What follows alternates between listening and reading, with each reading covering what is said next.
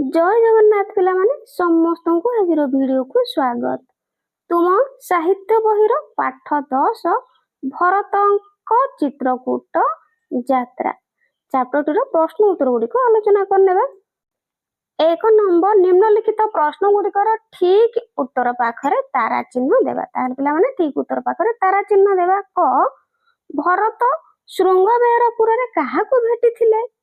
करे ऋषि विश्वामित्र, खरे मंत्री सुमंत, गरे शबर राज गुहक, घरे श्रीराम और लक्ष्मण। तार पिला माने ठीक उत्तर हे जो शबर राज गुहक। ताले एठी स्टार मार्क देव।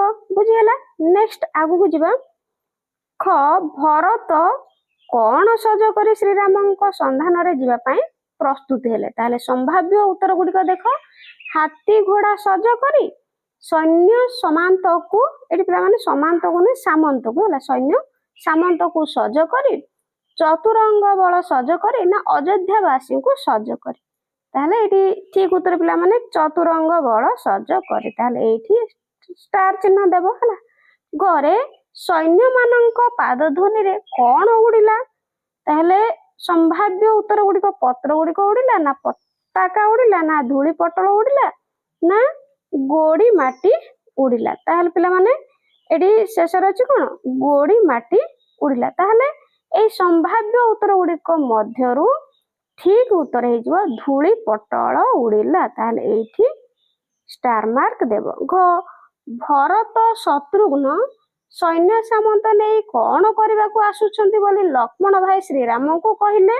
ताहले संभाव्य उत्तर गुडी को भेटिबा पई आसुछंती ना मारिबा पई आसुछंती ना फेराई नेबा पई आसुछंती ना शिकार करबा को आसुछंती? ताहले एठी ठीक उत्तर पिला माने मारिबा पई आसुछंती। तेनु एठी स्टार मार्क देबो। ताहले पिला माने ओ भरत किपरि राज्य शासन कले? संभाव्य उत्तर गुडी को राजा भावरे ना श्रीरामଙ୍କ प्रतिनिधि भावरे बा रूपे ना अयोध्यावासी सेवक भावरे ना तपस्वी भावरे? ताहले एटा तुम माने पिला माने जानि थिबो हला। ठीक उत्तर ठी जिवो श्रीरामଙ୍କ प्रतिनिधि रूपे। ताहले एठी स्टार मार्क देई नबो। ठीक अछि। आगो को जिबा।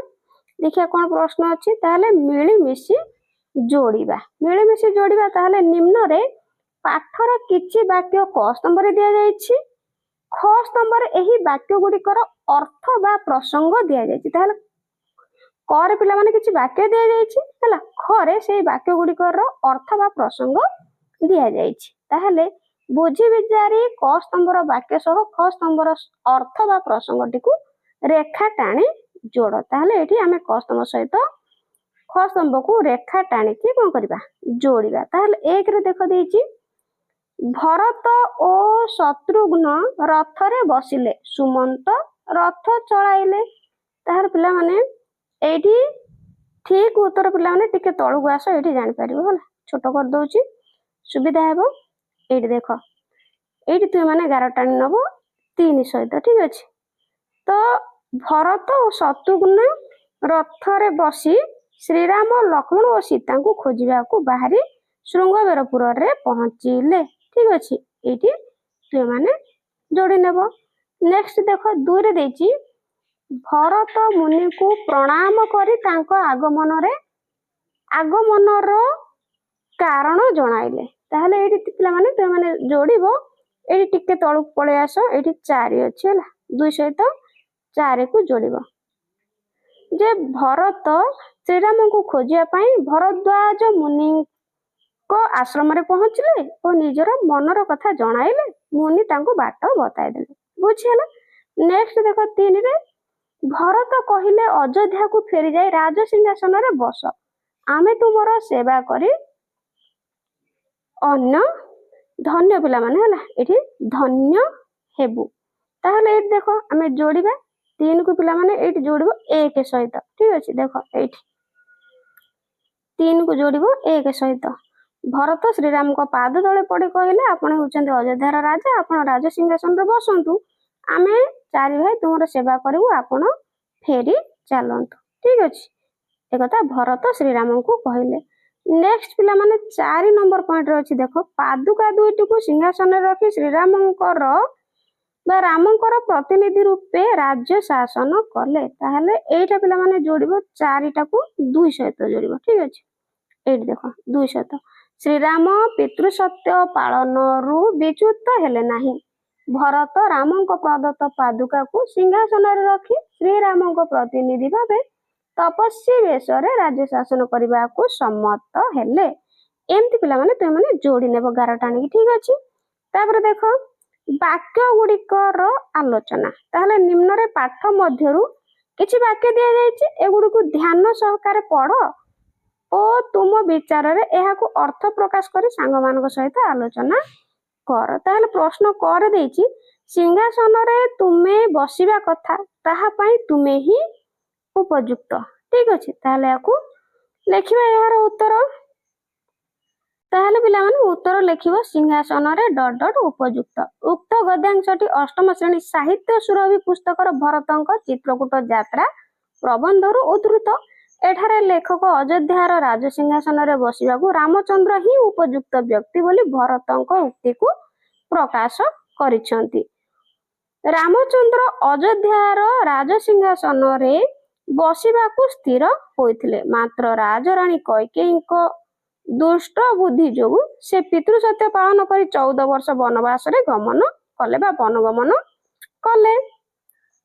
ମାତୃଳାଳୟରେ ଅବସ୍ଥାନ କରୁଥିବା ଭରତ ଅଯୋଧ୍ୟାକୁ ଫେରି ରାମଚନ୍ଦ୍ରଙ୍କୁ ଫେରାଇ ଆଣିବାକୁ ଚିତ୍ରକୂଟ ଯାତ୍ରା କଲେ। ସେଠାରେ ରାମଙ୍କୁ ଭେଟି ତାଙ୍କୁ ଅଯୋଧ୍ୟା ପ୍ରତ୍ୟାବର୍ତ୍ତନ କରିବାକୁ ନିବେଦନ କଲେ। ଭରତ ତାଙ୍କୁ କହିଲେ ଯେ ଆପଣ ହେଉଛନ୍ତି ଅଯୋଧ୍ୟା ସିଂହାସନ ଆରୋହଣ କରିବା ପାଇଁ ଉପଯୁକ୍ତ ବ୍ୟକ୍ତି। ଆପଣଙ୍କ ବ୍ୟତୀତ ସିଂହାସନ ଆରୋହଣ କରିବାକୁ ଅନ୍ୟ କାହାର ଯୋଗ୍ୟତା ନାହିଁ। ପ୍ରସଙ୍ଗରେ ଭରତଙ୍କର ଅନାବିଳ ଭାତୃ ଭକ୍ତି ପ୍ରକଟିତ। ତାହେଲେ ପିଲାମାନେ ପ୍ରଶ୍ନ ଖ, ଯେଉଁ ସତ୍ୟ ପାଳିବାକୁ ଯାଇ ଆମର ପିତା ଜୀବନ ହରାଇଲେ, ମୁଁ କିପରି ସେହି ସତ୍ୟ ଲଙ୍ଘନ କରିବି? ତାହେଲେ ସରଳାର୍ଥ ଲେଖିବା ଉତ୍ତର ଯେଉଁ ସତ୍ୟ ... କରିବି। ଉକ୍ତ ଗଦ୍ୟାଂଶଟି ଅଷ୍ଟମ ଶ୍ରେଣୀ ସାହିତ୍ୟ ସୁରଭି ପୁସ୍ତକର ଭରତଙ୍କ ଚିତ୍ରକୂଟ ଯାତ୍ରା ପ୍ରବନ୍ଧରୁ ଉଦ୍ଧୃତ। ଏଠାରେ ଭରତଙ୍କର ରାମଚନ୍ଦ୍ରଙ୍କୁ ଅଯୋଧ୍ୟା ପ୍ରତ୍ୟାବର୍ତ୍ତନ ପାଇଁ ଅନୁରୋଧ ସତ୍ତ୍ୱେ ସେ ପିତୃସତ୍ୟ ଉଲ୍ଲଂଘନ କରିବେ ନାହିଁ ବୋଲି ପ୍ରକାଶ କରିଛନ୍ତି। ଭରତ ଓ କୁଳଗୁରୁ ବଶିଷ୍ଠ ରାମଚନ୍ଦ୍ରଙ୍କୁ ଅଯୋଧ୍ୟା ପ୍ରତ୍ୟାବର୍ତ୍ତନ କରି ସିଂହାସନ ଆରୋହଣ କରିବାକୁ ବହୁତ ବୁଝାଇଲେ, କିନ୍ତୁ ରାମଚନ୍ଦ୍ର କୌଣସି ପ୍ରକାର ଅଯୋଧ୍ୟା ଫେରିବାକୁ ସମ୍ମତି ପ୍ରକାଶ କଲେ ନାହିଁ। ସେ କହିଲେ ଯେ ସତ୍ୟ ପାଳନ କରିବାକୁ ଯାଇ ଆମର ପିତା ଜୀବନ ହରାଇଲେ, ମୁଁ ମଧ୍ୟ ପିତୃସତ୍ୟ ପାଳନ କରି 14 ବର୍ଷ ପାଇଁ ବନବାସ କରୁଛି।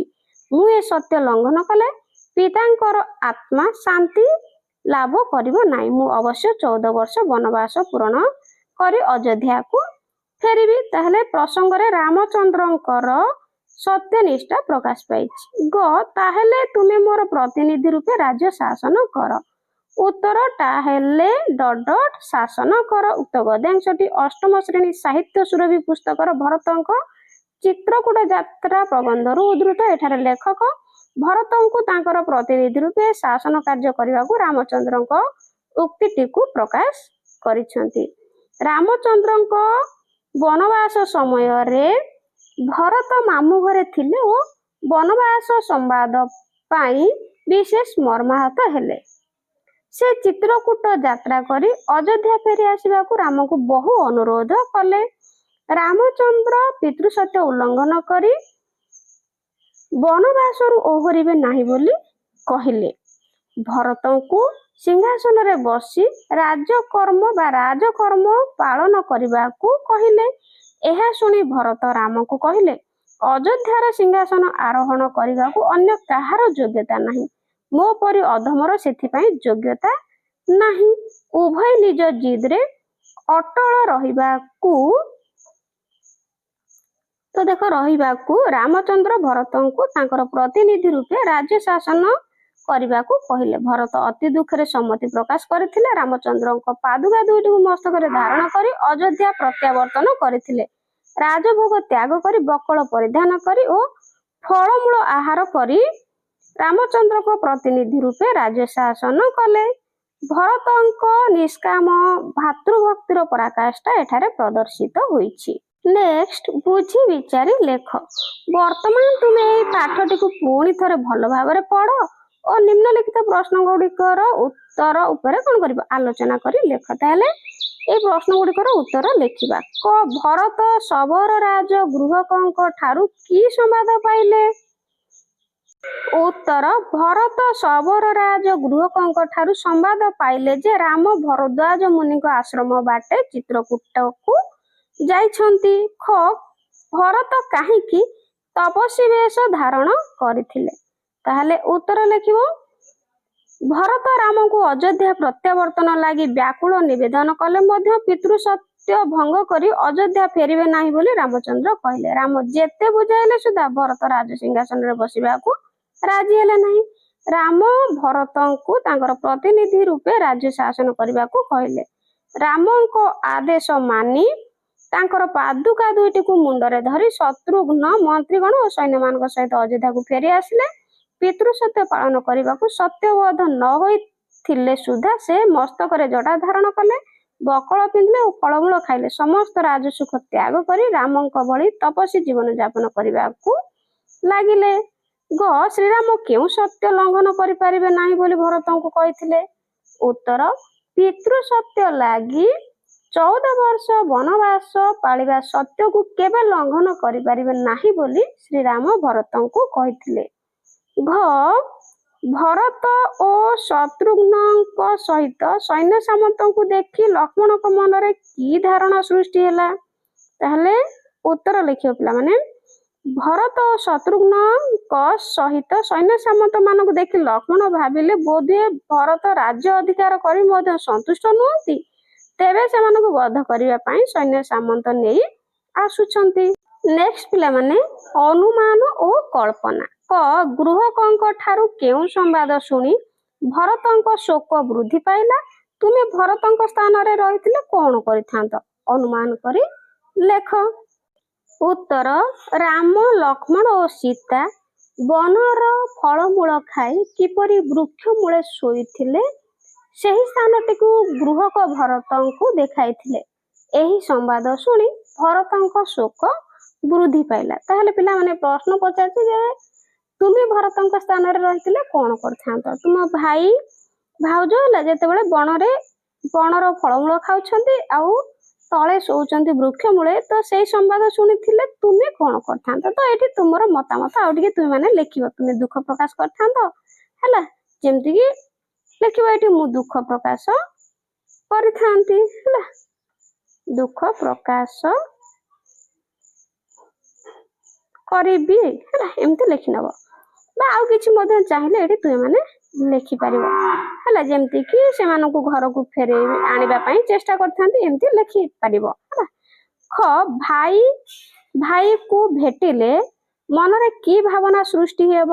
ଭରତ ଓ ଶତ୍ରୁଘ୍ନକୁ ଦେଖି ଶ୍ରୀରାମଙ୍କ ମନରେ କଣ ସୃଷ୍ଟି ହେଲା? ତାହେଲେ ଉତ୍ତର ଚିତ୍ରକୂଟ ଠାରେ ଭରତ ରାମକୁ ଦେଖି ସାଷ୍ଟାଙ୍ଗ ପ୍ରଣିପାତ କଲେ। ଲକ୍ଷ୍ମଣ ମିଳନ ଭରତଙ୍କୁ ପ୍ରଣାମ ଜଣାଇଲେ। ଶତ୍ରୁଘ୍ନ ରାମ ଓ ଲକ୍ଷ୍ମଣକୁ ଯଥାବିଧି ମାନ୍ୟ ଦେଲା ପରେ ଚାରି ଭାଇଙ୍କର କଣ ହେଇଗଲା? ଏଠି ପିଲାମାନେ ମିଳନ ହେଲା, ଠିକ ଅଛି, ଏଠି ମିଳନ ହେଲା, ମଳିନ ନୁହେଁ ମିଳନ ହେଲା। ସମସ୍ତଙ୍କ ଚକ୍ଷୁରୁ ଲୋତକ ବହିବାକୁ ଲାଗିଲା। ଗ ତୁମ ବିଚାର ଅନୁସାରେ ବଡ ଭାଇ ମାନଙ୍କୁ କେଉଁ ସମ୍ମାନ ପ୍ରଦାନ କରାଯାଏ? ତାହା ଭରତ ପାଳନ କରିଛନ୍ତି ବୋଲି ତୁମେ ଯଦି ଭାବୁଛ ତେବେ କାହିଁକି? ଉତ୍ତର ଭାତୃଭକ୍ତ ଭରତ ଥିଲେ ନିଃସ୍ୱାର୍ଥପର ଓ ନ୍ୟାୟପରାୟଣ। ତାଙ୍କର ଅଯୋଧ୍ୟାର ସିଂହାସନ ପ୍ରତି କୌଣସି ଆସକ୍ତି ନଥିଲା। ସେ ମାମୁଁ ଘରୁ ଫେରି ମାତା କୈକେୟୀଙ୍କର ଅନ୍ୟାୟ ବୁଝିପାରି ତତ୍କ୍ଷଣାତ ରାମଚନ୍ଦ୍ରଙ୍କୁ ଅଯୋଧ୍ୟା ଫେରାଇ ଆଣିବାକୁ ବନଗମନ କରିଥିଲେ। ଏଥିରୁ ତାଙ୍କ ଚରିତ୍ରର ମହନୀୟତା ପରିଲକ୍ଷିତ ହୁଏ। ରାମଚନ୍ଦ୍ର ଅଯୋଧ୍ୟା ପ୍ରତ୍ୟାବର୍ତ୍ତନ ଲାଗି ଅସମ୍ମତ ହେବାରୁ ତାଙ୍କ ଚରଣ ପାଦୁକା ସିଂହାସନରେ ସ୍ଥାପନ କରି ରାମଙ୍କ ପ୍ରତିନିଧି ରୂପେ ଶାସନ କରିଥିଲେ ଓ ରାମଙ୍କ ପରି ବନବାସୀ ଜୀବନ ଅତିବାହିତ କରିବାକୁ ଲାଗିଲେ। ଭରତଙ୍କ ଦୃଷ୍ଟାନ୍ତ ସମଗ୍ର ପୃଥିବୀ ସାହିତ୍ୟରେ ବିରଳ। ଘ ତୁମେ ଯଦି ପିତାଙ୍କର ବଡ ପୁଅ ହୋଇଥାନ୍ତ ତେବେ ତୁମେ ତୁମ ସାନ ଭାଇମାନଙ୍କ ପ୍ରତି କିପରି ସ୍ନେହ ପ୍ରଦାନ କରିଥାନ୍ତ ବର୍ଣ୍ଣନା କର। ଉତ୍ତର ଯଦି ମୁଁ ପିତାଙ୍କର ବଡ ପୁଅ ହୋଇଥାନ୍ତି ତେବେ ମୁଁ ମୋ ସାନ ଭାଇମାନଙ୍କ ପ୍ରତି ସ୍ନେହ, ଆଦର ଓ ଦାୟିତ୍ୱବୋଧ ପ୍ରଦର୍ଶନ କରିଥାନ୍ତି। ବଡ ଭାଇ ଭାବେ ମୋର କାର୍ଯ୍ୟ ହୋଇଥାନ୍ତା ସେମାନଙ୍କୁ ଠିକ ପଥ ଦେଖାଇବା, ପଢ଼ାଶୁଣାରେ ସାହାଯ୍ୟ କରିବା ଓ ଭଲ ଆଚରଣ ଶିଖାଇବା। ମୁଁ ସେମାନଙ୍କ ସହ କଥା ହୋଇ ସେମାନଙ୍କ ସମସ୍ୟା ଶୁଣି ସମାଧାନ କରିବାକୁ ଚେଷ୍ଟା କରିଥାନ୍ତି ଓ ସବୁବେଳେ ସେମାନଙ୍କୁ ସହଯୋଗ କରିଥାନ୍ତି। ତାହେଲେ ପିଲାମାନେ ଉଁରେ ପ୍ରଶ୍ନ ଦେଇଛି ଶ୍ରୀରାମଚନ୍ଦ୍ରଙ୍କ ପିତୃଭକ୍ତି ଓ ଭାତୃସ୍ନେହ ପରି ଆଜିର ଯୁବପିଢ଼ି ଯଦି ପାଳନ କରନ୍ତି ତେବେ କଣ କରିବେ? ତାହେଲେ ଉତ୍ତର ରାମଙ୍କ ପିତୃଭକ୍ତି ଓ ଭାତୃସ୍ନେହ ଆମ ସମାଜ ପାଇଁ ଏକ ଉତ୍ତମ ଆଦର୍ଶ। ଆଜିର ଯୁବପିଢ଼ି ଯଦି ରାମଙ୍କ ପରି ପିତାମାତାଙ୍କ ପ୍ରତି ଭକ୍ତି ଓ ସମ୍ମାନ ରଖନ୍ତି ତେବେ ସେମାନେ ପିତାମାତାଙ୍କ କଥା ମାନିବେ, ସେମାନେ ସେମାନଙ୍କ ସେବା କରିବେ ଓ ପରିବାରର ମର୍ଯ୍ୟାଦା ରକ୍ଷା କରିବେ। ଏହା ଦ୍ୱାରା ପରିବାରରେ ଶାନ୍ତି, ପ୍ରେମ ଓ ସମ୍ମାନ ବଢ଼ିବ। ସେହିପରି ସେମାନେ ଯଦି ଭାଇ ଓ ଏଠି ପିଲାମାନେ ଭଉଣୀ ହେଲା ଭଉଣୀମାନଙ୍କ ପ୍ରତି ସ୍ନେହ, ସହଯୋଗ ଓ ଏକତା ରଖନ୍ତି ତେବେ ପରିବାର ଅଧିକ ଶକ୍ତିଶାଳୀ ଓ ସୁଖମୟ ହେବ। ଆଜିର ଯୁବପିଢ଼ି ଯଦି ଶ୍ରୀରାମଚନ୍ଦ୍ରଙ୍କ ଉତ୍ତମ ଗୁଣ ଗୁଡ଼ିକ ଅନୁସରଣ କରନ୍ତି ସେମାନେ ଭଲ ମଣିଷ ହେବେ ଓ ସମାଜର ଉନ୍ନତିରେ ମଧ୍ୟ ଅବଦାନ ରଖିପାରିବେ। ନେକ୍ସଟ ପିଲାମାନେ ପାଠଟିର ଶୀର୍ଷକ ବା ନାମକରଣ। ପାଠଟିର ଶୀର୍ଷକ ବା ନାମକରଣ ତୁମେ ଯଦି ପରିବର୍ତ୍ତନ କରିବାକୁ ଇଚ୍ଛା କରିବ, ଠିକ ଅଛି, ତେବେ କେଉଁ ନାମ ଦେବ ଓ କାହିଁକି ଦେବ? ତାହେଲେ ପିଲାମାନେ ଏହାର ଉତ୍ତର କରିବା। ଉତ୍ତର ପାଠର ଶୀର୍ଷକ ବା ନାମକରଣ ଯଦି ପରିବର୍ତ୍ତନ କରିବାକୁ ଇଚ୍ଛା କରିବ ତେବେ ଏହାର ନାମ ଭରତଙ୍କ ମହାନତା ତୁମେ ରଖିପାରିବ, ଠିକ ଅଛି। ତାହେଲେ କାରଣ ପିତୃସତ୍ୟ ପାଳନ କରିବାର ବଚନବଦ୍ଧ ହୋଇ ନଥିଲେ ସୁଦ୍ଧା ଭରତ ରାମଚନ୍ଦ୍ରଙ୍କ ପାଦୁକା ଦୁଇଟିକୁ ସିଂହାସନରେ ସ୍ଥାପନ କରି ରାମଙ୍କ ପରି ବକଳ ପରିଧାନ କରି ଫଳମୂଳ ଆହାର କରି ରାମଚନ୍ଦ୍ରଙ୍କ ପ୍ରତିନିଧି ରୂପେ ରାଜ୍ୟ ଶାସନ କରିଥିଲେ। ତାଙ୍କର ଅସୀମ ସ୍ୱାର୍ଥ ତ୍ୟାଗ ଓ ବୈରାଗ୍ୟ ଦେଖି ସମସ୍ତେ ତାଙ୍କୁ ଧନ୍ୟ ଧନ୍ୟ କହିବାକୁ ଲାଗିଲେ। ଭରତଙ୍କର ଏପରି ଅନାବିଳ ଭାତୃଭକ୍ତି ସମଗ୍ର ପୃଥିବୀ ସାହିତ୍ୟରେ ବିରଳ। ନେକ୍ସଟ ପିଲାମାନେ ଭାଷା ବିଚାର। ନିମ୍ନରେ କେତେକ ଶବ୍ଦ ଦିଆଯାଇଛି, ସେଥିରେ ଅନେକ ବିଶେଷତା ଓ ଗୁଣ ରହିଛି। ତହିଁରୁ ବିଶେଷ୍ୟ ଓ ବିଶେଷଣ ପଦ ଚିହ୍ନାଅ। ତାହେଲେ ପିଲାମାନେ ବିଶେଷ୍ୟ ଆଉ ବିଶେଷଣ ପଦ ଚିହ୍ନିବା, ଠିକ ଅଛି। ତାହେଲେ ପିଲାମାନେ ଦେଖ ଶବ୍ଦ, ବିଶେଷଣ ଆଉ ବିଶେଷ୍ୟ ବାଛିବା, ଠିକ ଅଛି। ଦେଖ ଯେପରି ମନ୍ଦ ବୁଦ୍ଧି, ତାହେଲେ ମନ୍ଦ ହେଇଗଲା ବିଶେଷଣ, ବିଶେଷ ହେଇଗଲା ବୁଦ୍ଧି। ସେଇଭଳି 14 ବର୍ଷ, ତାହେଲେ ପିଲାମାନେ ଏଇଠି ବିଶେଷଣ ହେଇଯିବ କଣ 14, ଠିକ ଅଛି। ତାହେଲେ ବିଶେଷ୍ୟ ହେଇଯିବ ବର୍ଷ। ନେକ୍ସଟ ସେମିତି ଅଛି ଅଖଣ୍ଡ ବିଶ୍ୱାସ, ଅଖଣ୍ଡ ହେଇଯିବ ବିଶେଷଣ ପଦ ହେଲା, ତା ସହିତ ବିଶ୍ୱାସ ହେଇଯିବ ବିଶେଷ୍ୟ ବିଶ୍ୱାସ। ସେଇଭଳି ଥଣ୍ଡା ପାଣି, ଥଣ୍ଡାଟା ବିଶେଷଣ ପଦ, ଥଣ୍ଡା ବିଶେଷ୍ୟ ପଦ ହେଇଯିବ ପାଣି, ବୁଝିଗଲା। ନେକ୍ସଟ କଷା ଫଳ, ତାହେଲେ ବିଶେଷଣ ପଦ ହେଇଯିବ କଷା ଆଉ ଫଳଟା ହେଇଯିବ କଣ ପିଲାମାନେ ବିଶେଷ୍ୟ ପଦ, ଠିକ ଅଛି। ଏମିତି ବିଶେଷ୍ୟ ପଦ ଆଉ ବିଶେଷଣ ପଦ ଏଗୁଡିକ ସବୁ ହେଲା। ଏମିତି ଏଇ ପଦ ଗୁଡ଼ିକୁ, ଏଇ ଶବ୍ଦ ଗୁଡ଼ିକୁ ପିଲାମାନେ ବିଶେଷଣ ପଦ ଆଉ ବିଶେଷ୍ୟ ପଦ ବାଛି ନେବ। ନେକ୍ସଟ ବିପରୀତ ଅର୍ଥବୋଧକ ଶବ୍ଦ ଓ ଏହାର ପ୍ରୟୋଗ। ତାହେଲେ କରେ ଦେଖ ଦେଇଛି ନିମ୍ନ ସାରଣୀରେ କେତେକ ଶବ୍ଦ ଓ ତାହାର ବିପରୀତ ଅର୍ଥବୋଧକ ଶବ୍ଦ ଦିଆଯାଇଛି, ସେଗୁଡ଼ିକୁ ରେଖା ଟାଣି ଯୋଡ଼।